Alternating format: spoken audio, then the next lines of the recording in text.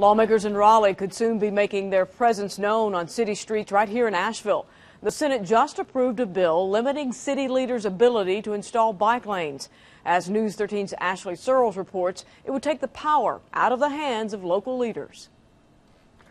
From the sidewalk off West Asheville's Haywood Road today, we saw about 15 people zoom by in the newly built bike lane in about 20 minutes. The Haywood project right here, this was done and agreed upon and, shovel ready in about 6 to 8 months. And that's moving at a pretty good clip.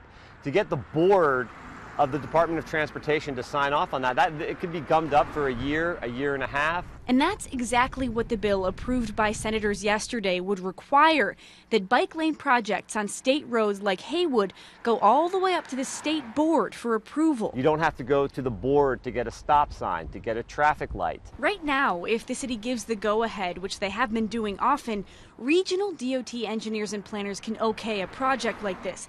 And if this bill passes, some worry that in all that time it would take to get a bike lane okayed in Raleigh, thousands on bikes will be left sharing the road with cars. Now, our NCDOT is saying we have a problem with bicycle and pedestrian safety. 960 people a year either injured or killed on a bicycle. This has been an ongoing process with this current legislature trying to tick away at local control, and I think that for cities and for citizens that live in cities, that's really frustrating. The primary sponsors of House Bill 44 are from Raleigh, or rural counties hours east of Buncombe. Most people would agree that we'd like to make more decisions locally about our community because we know what's best for our community.